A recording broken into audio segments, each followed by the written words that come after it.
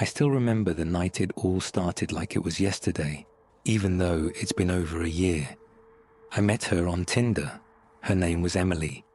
We'd exchanged a few texts, and she seemed really nice, funny, easy to talk to.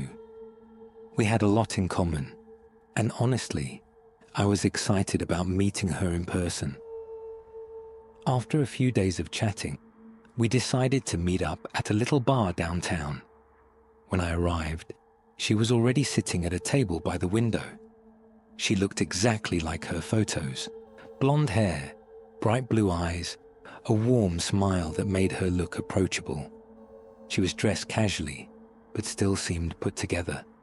We exchanged pleasantries, talked about our jobs, our hobbies. Everything seemed normal, nothing out of the ordinary. But there was something off about her. I couldn't put my finger on it at first, but as the night went on, I started to notice little things. She kept glancing around the room, like she was searching for something or someone. Her smile, while genuine, seemed almost too rehearsed at times. Whenever I asked her about her past relationships, she would change the subject quickly. It wasn't that she was evasive, but there was a certain unease in her voice that made me question things. I chalked it up to nerves. Maybe she was just a little anxious. Who wouldn't be, meeting someone new? As the night went on, she suggested we take a walk around the nearby park. I didn't think much of it, just trying to enjoy the date. We walked through the dimly lit streets, and it was surprisingly quiet for a Saturday night. The only sounds were the distant hum of traffic and our footsteps echoing on the pavement. I felt a chill creeping up my spine, but I figured it was just the cold air. I wasn't one to overthink things. That's when she started acting strange. At first, it was subtle. She would look over her shoulder every few steps, almost like she was afraid someone was following us. But when I'd glance back, there was nothing there, just empty streets and shadows. Then she started talking about her exes, not in a casual way, but in a way that felt obsessive. She mentioned one of them repeatedly, talking about how he never understood her and how he always ruined things. She seemed to almost be directing her anger toward me as she spoke, even though I hadn't said anything about relationships. It was unsettling, but I didn't want to be rude, so I kept listening. Then came the weirdest part. We were walking near the park's entrance, just past a row of tall, overgrown bushes, when she suddenly stopped and turned to face me. Her expression had completely changed. The smile was gone, replaced with a cold, dead stare. "I know you're not really who you say you are," she said, her voice barely above a whisper. I froze, my heart racing. I tried to laugh it off, assuming she was joking. "What do you mean? I'm just a guy who wanted to meet you." She didn't laugh though. She took a step closer to me, and I noticed that her eyes, they didn't look right. It was as if there was something wrong with them. Her pupils were unnaturally wide, and her gaze was sharp, almost predatory. "I know what you're really here for," she said, her voice cold and detached now. "You think you can just pretend to be someone else, but I can see through you." I took a step back, my pulse hammering in my ears. This wasn't some harmless misunderstanding. I could feel my instincts screaming at me to get away, but I was paralyzed. "Who are you?" I asked, my voice trembling. For a long moment, she didn't say anything. Then she smiled again. This time, it was even more disturbing than before. "I'm just someone who's been waiting a long time," she whispered. I didn't know what she meant by that, but I wasn't about to stick around to find out. I turned on my heel and started walking quickly back toward the street, but she didn't follow me, at least, not at first. Just as I reached the corner of the street, I heard her call out from behind me. "You'll never get away from me." I didn't turn around, but I could hear her footsteps following me, fast and deliberate. I broke into a run, my breath coming in short gasps. I turned corners, weaving through alleyways, trying to lose her. But every time I thought I was safe, I'd hear her voice again, closer, louder. "You can't escape me. You can't escape what's coming." Finally, after what felt like an eternity, I made it back to my car. My hands were shaking as I fumbled with my keys, finally getting the door open and slamming it shut. I took a deep breath, trying to calm my racing heart, but I couldn't shake the feeling that she was still out there watching me. I drove home that night, but even after I locked every door and window, I couldn't sleep. Every time I closed my eyes, I saw her face, that cold, predatory smile. I never heard from Emily again. I deleted my Tinder profile, blocked her number, and told myself it was just a weird experience. But the thing is, every once in a while, when I'm walking alone late at night, I hear footsteps behind me. Slow, deliberate steps that match my own. I don't dare turn around. And every time I feel those eyes on me, I can't shake the feeling that she's still out there watching, waiting. I've always been a little hesitant about meeting people online, but after months of feeling stuck in my routine, I decided to give Tinder a shot.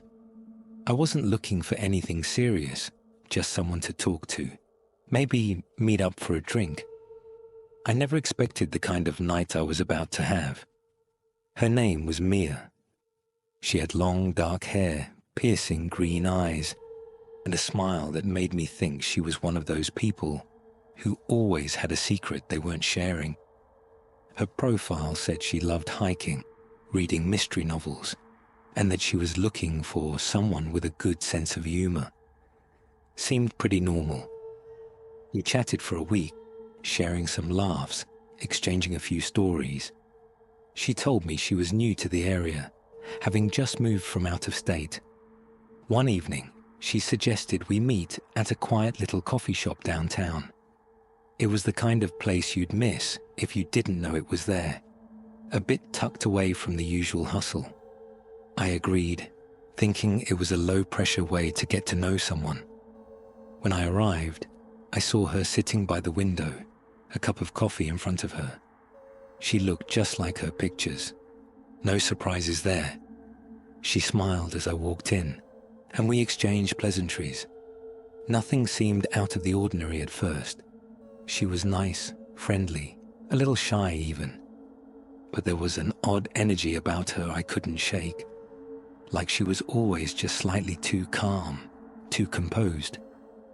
We talked for a while about books, movies, our favorite places in the city, and it was easy, at least until the conversation took an odd turn. She started asking more personal questions. "Have you ever been in a serious relationship?" she asked, her voice soft, like she was trying to gauge something. Yeah, a few." "Why do you ask?" I chuckled, thinking maybe she was just curious. "Just wondering," she replied. Then, after a pause, "Do you ever get scared of what people can hide about themselves? You know, like secrets?" The question threw me off. I laughed nervously. I mean, sure, everyone has secrets, right? But I guess as long as they're not hurting anyone, it's fine. She stared at me for a moment, her eyes locking onto mine in a way that felt almost unnerving. "What if you found out something horrible about someone you trusted?" The voice had a strange edge to it now. I felt a shiver creep up my spine, but I brushed it off. "I guess I'd be surprised, but I can handle it." She smiled again, but this time it felt colder, more calculated. "Good," she said, almost like she was testing me. I tried to steer the conversation back to safer ground, but she wasn't done. As the night went on, I noticed things about her that made me feel increasingly uncomfortable.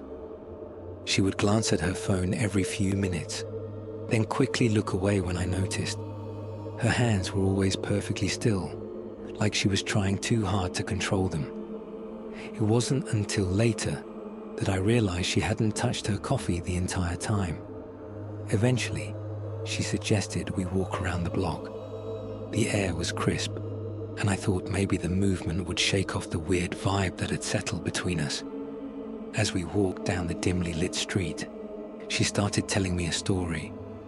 She said it was about her old neighborhood, but the details were off. She described a house, an old, run-down place at the end of her street, and how she and a friend had snuck inside it once. The way she spoke about it, like it was some kind of secret she was letting me in on, made my skin crawl. That house, she said, her voice barely above a whisper. It wasn't really abandoned. People lived there, but they were different. No one really knew where they came from, but they'd watch you, follow you, listen to you. They didn't speak much, but you could always feel their eyes on you. I tried to laugh it off, but my heart was pounding in my chest now. The way she described the place, the way her eyes darted around as if she was scanning the street for something, made me feel like I wasn't just on a date. I was part of something I didn't understand. We reached a dark alley, and she stopped, turning toward me with a strange intensity. "I don't like being alone," she said quietly. "I don't trust people who are alone. Do you ever wonder if you're truly alone?" Before I could respond, I heard footsteps behind me. I spun around, but there was no one there. The street was empty. The sound of my own breath seemed unnaturally loud. I forced a smile, trying to push through the growing unease. "I don't know. I mean, there's always someone around, right?" Mia's eyes gleamed, but her smile faded. "Not everyone," she whispered, "is who they say they are." Suddenly, I felt the overwhelming urge to leave. Something was off, and I couldn't shake the feeling that I was in over my head.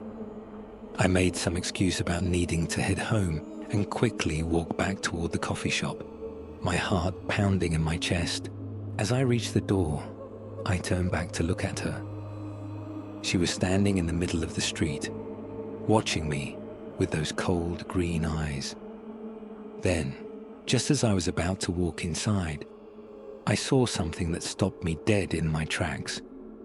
There was a man, tall, with a hood, standing just beyond the street lamp's light. His face was hidden, but the way he stood there, unmoving, staring directly at me, made my blood run cold. I glanced at Mia, and she was still looking at me with that same unsettling smile. My stomach dropped. I didn't wait for her to make another move. I pushed through the door and left the coffee shop without looking back. I told myself it was just my imagination, that I was overreacting. But I couldn't shake the image of that man and of Mia's smile. I deleted her number the second I got home. Every now and then, I'll wake up in the middle of the night and check my phone to make sure she hasn't messaged me.